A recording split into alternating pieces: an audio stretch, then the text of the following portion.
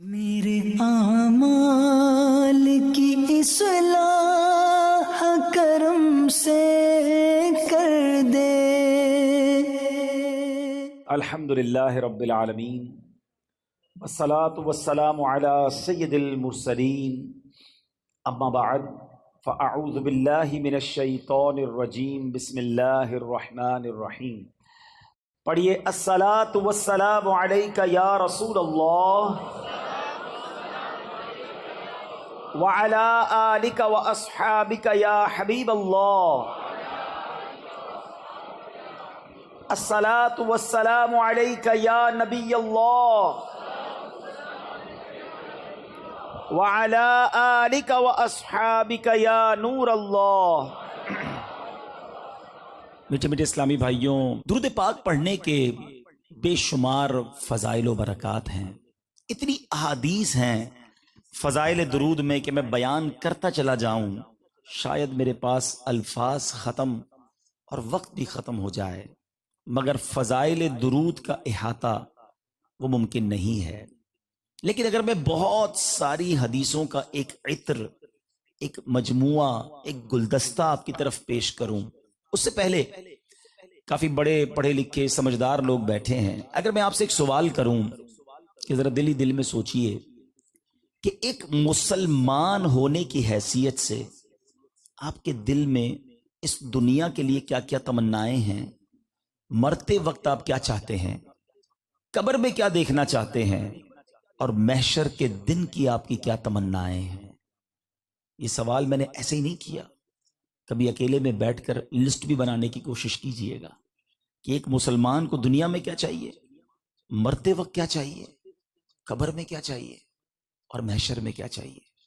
ٹھیک ہے، اور اب ان تمام باتوں کو اپنے ذہن میں رکھیے، اور اب میں نے کہا نا کہ کچھ احادیث کا عطر پیش کرنے جا رہا ہوں، سنتے جائیے، ایمان تازہ کرتے جائیے اور سبحان اللہ کہتے جائیے۔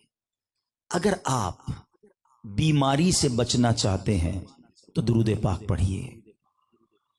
اگر آپ قرضے میں ہیں اور قرضے سے نکلنا چاہتے ہیں تو درود پاک پڑھیے۔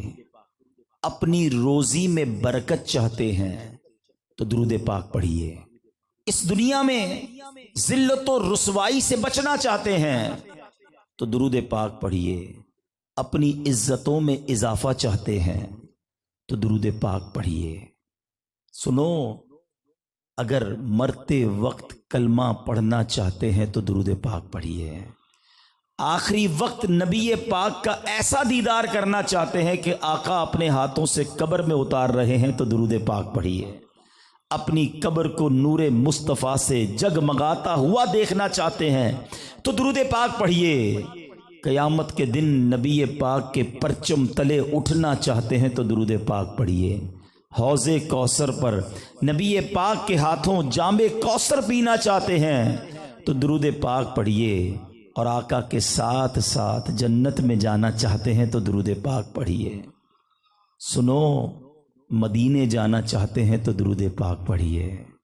اور اگر نبی پاک کی دنیا میں خواب میں زیارت کرنا چاہتے ہیں پھر بھی درود پاک پڑھیے۔ اب میرا پھر وہی سوال ہے کہ بتاؤ اور کیا ہے جو آپ کو دنیا میں چاہیے؟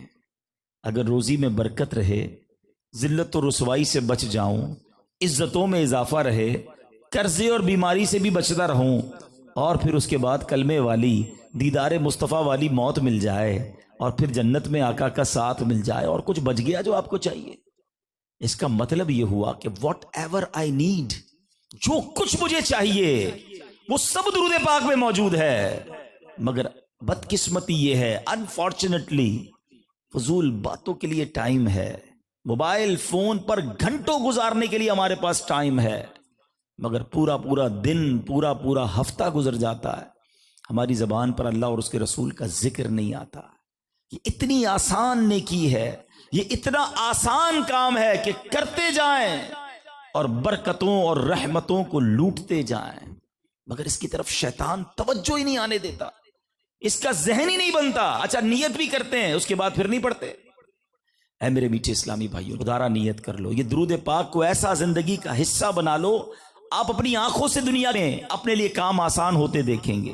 اپنی مشکلیں ٹلتے دیکھیں گے، اپنی بیماریاں حل ہوتے دیکھیں گے. اس کی وجہ کیا ہے؟ حدیث پاک کا مضمون ہے کہ جو شخص مصیبتوں اور پریشانیوں میں ہو اسے چاہیے کہ مجھ پر کثرت سے درود پڑھے، کیونکہ درود پریشانیوں اور مصیبتوں کو لے جاتا ہے.